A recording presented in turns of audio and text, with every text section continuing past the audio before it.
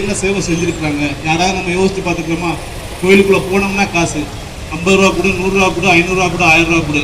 காலப்போக்கில் 10,000 ரூபா கொடுத்தோம்னு சொன்னால் சாமி சிலையை கையில் தூக்கி கொடுத்து நீ வீட்டுக்கு கொண்டு போகணும்னு சொல்கிற அளவுக்கு தரம் தாழ்ந்த நிலையில் அறநிலையத்துறை செயல்பட்டுக்கிட்டு இருக்கு. அப்படிப்பட்ட ஒரு துறை தேவையா? சரி, பக்தர்களுக்குத்தான் எந்த சேவையும் செய்யலை, அவங்க செய்யக்கூடிய கடமைகளையாவது சரியாக செய்கிறாங்களா? ஆலயங்களுக்காக நம்மளுடைய முன்னோர்கள் நிலப்பலங்களை தானமாக கொடுத்துக்கிறாங்க. அந்த இடங்களில் நிறைய வாடகை வருமானம் வந்து கொண்டிருக்கிறது. ஆண்டுக்கு 50,000 கோடி. ஆனால் நம்ம மீனாட்சி அம்மன் கோயிலை சுற்றி கடைகளை வாடகைக்கு கொடுத்து அந்த வருமானம் முறையாக வருதான்னு பார்த்தீங்கன்னா கிடையாது. லட்சக்கணக்கான தொகை பாக்கி இருக்கு. இன்னைக்கு மின்சாரத்துறையில் நம்ம பணம் கட்டலன்னு சொன்னால் மறுநாளே வந்து அந்த துறை ஊழியர்கள் மின்சாரத்தை கட் பண்ணிட்டு போயிடுறாங்க. இந்த அறநிலையத்துறை ஆலயத்திற்கு வருமானக்கூடிய அந்த வாடகை வருமானத்தை ஏன் இதுவரைக்கும் வசூல் பண்ணல? யாராவது யோசிச்சிருக்கிறோமா? எதுக்கு எடுத்தாலும் பணம் பணம் பணம் பணம். இருக்கன்குடி மாரியம்மன் கோயிலுக்கு போகிறோம், மொட்டை போடுறோம் அப்படின்னு சொன்னோம்னா மொட்டை போடுறதுக்கு காசு கொடுக்காதுன்னு சொல்கிறாங்க. ஆனால் அங்கே போய் மொட்டை போடுறவங்கள்ட்ட பார்த்தோம்னு சொன்னால் 100 கோடி 200 கோடி சண்டை போட்டு காசை வாங்குறாங்க. எங்கெங்கேயோ ரைடு நடக்குது. இந்த மாதிரி மொட்டை போடுற இடங்கள்ல இலவசம்னு சொல்லிட்டு அங்கே இருக்குன்னு பார்த்தோம்னா ஏகப்பட்ட பணத்தாலலாம் எல்லாம் காசு காசு காசு. ஏன், எதுக்கு, எப்படி? நம்ம முன்னோர்கள் என்ன இந்த ஆலயங்களை எதுவுமே இல்லாமல் பக்தர்கள் கொடுக்கக்கூடிய இந்த பணத்தை வச்சு தான் நடத்தணும்னு வச்சுருக்காங்களான்னு பார்த்தா எதுவுமே கிடையாது. ஏன்னா ஆலயங்கள் கட்டப்படுவதற்கு முன்னாடியே அந்த ஆலயங்களுக்கு தேவையான வருமானத்திற்குரிய நிலப்புலங்களை தானமாக எழுதி கொடுத்துட்றாங்க. அதிலிருந்து அதிகமான வருமானங்கள் வருது, அதை மக்களுக்கு செலவு செய்வதே கிடையாது. இன்னைக்கு வெளியூர்லேருந்து வரக்கூடிய பக்தர்கள்ட்ட செல்போனை தூக்கி உள்ள வச்சுக்கிறாங்க.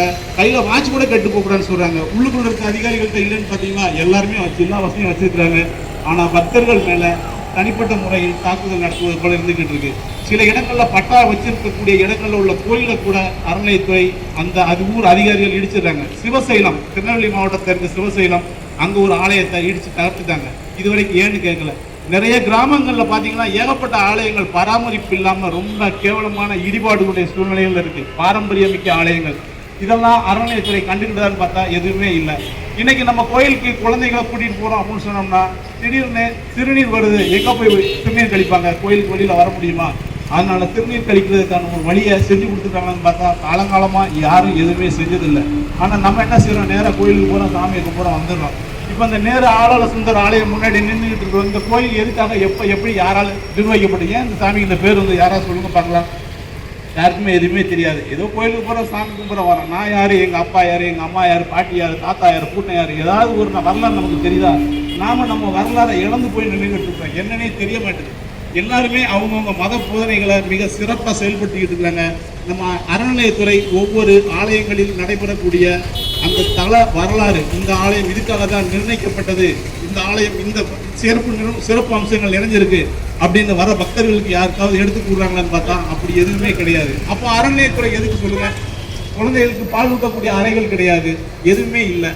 ஆலயங்களுக்கு வரக்கூடிய மக்களுக்கு ஆலயத்தின் பெருமையை தெரிவிக்கக்கூடிய ஒரு சூழ்நிலையும் கிடையாது. எதுவுமே செய்யாம வரக்கூடிய வருமானத்தை மட்டும் வச்சு அவங்க சொகுசா வாழ்ந்துகிட்டு இருக்கிற சூழ்நிலையில இந்த அறநிலையத்துறை நமக்கு தேவைதானா? நம்ம மக்களாகிய நாம தான் சிந்திச்சு பார்க்கணும். இன்னைக்கு மீனாட்சி அம்மன் கோயில் ரொம்ப உலக புகழ்பெற்றதுன்னு சொல்றோம். எதுக்காக இந்த ஆலயம் இங்க வந்தது? யாரால நிர்ணயிக்கப்பட்டது? தன்னுடைய குருவை அவமதிச்ச காரணத்தால இந்திரனுக்கு ஏற்பட்ட சாபம் தீர்வதற்காக முதல்ல இந்திரன் கொண்டு வந்து வச்சு சாமி கும்பிட ஆரம்பிச்சார், சுயமா கும்பிட ஆரம்பிச்சாரு. யாருக்காவது தெரியுமா? நம்ம எந்த ஒரு சூழ்நிலையிலையும் நம்மளுடைய ஆசிரியர்களை நிச்சயமா திட்டிருப்போம். அந்த பாவம் தீர்ந்தால் மட்டும்தான் நம்ம வாழ்க்கையில சிறப்படைய முடியும். அப்போ அந்த குருவை நிந்தனை செய்த பாவம் தீரணும்னு சொன்னா நம்ம மீனாட்சி சுந்தரேஸ்வரர் கும்பிட்டா தான் முடியும். அப்போ இது மாதிரி சம்பவங்கள், செய்திகள் யாருக்காவது இது வரைக்கும் தெரியுமா? எதுவுமே இல்லை. போகிறோம், சாமி கும்பிட, தேங்காய் உடைச்சாலும் காசு, பூ மாலை போடணுமா அதுக்கு காசு, எல்லாம் காசு, எல்லாம் பணம் பணம் பணம். எங்கே போய்கிட்டு இருக்கிறோம்? ஆலயங்களுக்கு என்ன நம்ம முன்னோர்கள் சும்மாவை கட்டி கொடுத்துட்டு இருக்கிறாங்க? கொஞ்சம் யோசிச்சு பாருங்க. முண்டியல்களில் காசு பணம் போடுறதுனால நம்ம பாவம் போயிடும், நம்ம வேண்டுதல் நிறைவேறுதுன்னு நினைக்கிறோம். நிச்சயமா இல்லை. நம்ம முண்டியலில் பணம் போட்டு மேலும் மேலும் பாவத்தை தான் செய்கிறோம். விஐபி பாஸ் வாங்கிக்கிட்டு முன்னாடி போய் சாமி கும்பிட்றோமே, இவ்வளோ நேரம் வரிசையில் நின்றுக்கிட்டு வர்றாங்களே, அவங்களுடைய பாவங்கள் சாபங்கள்லாம் நம்மளை சேராதுன்னு உங்களுக்கு தெரியுமா? வரிசையில் அரை மணி நேரம் 1 மணி நேரம் நின்று சாமி கும்பிட நின்றுக்கிட்டு இருக்கிறான். 1000 ரூபா பணத்தை கொடுத்துட்டு உள்ளே போய் மீனாட்சி காப்பாற்ற எப்படி காப்பாற்ற முடியும்? அந்த வரிசையில் பாவம் தீரக்கூடியதுக்காக நிற்கக்கூடிய அந்த பக்தர்களுடைய பாவங்களை நீங்கள் சாபங்களாக வாங்கிக்கிட்டு போறீங்க. விஐபி பணம் கட்டி நீங்கள் சாமி கும்பிட போகிற ஒவ்வொருத்தரும் சிந்திச்சு பாருங்க, செயல்படுங்க. மக்களே, உங்களை சார்ந்திருக்கிறவர்கள் உயரப்படும் பொழுது நீங்கள் எத்தனை ஆயிரத்தை உண்டியலில் போட்டாலும் அந்த பாவம் நம்மை விட்டு போகாது. உண்டியலில் எந்த சூழ்நிலையிலையும் பணம் போடாதீங்க.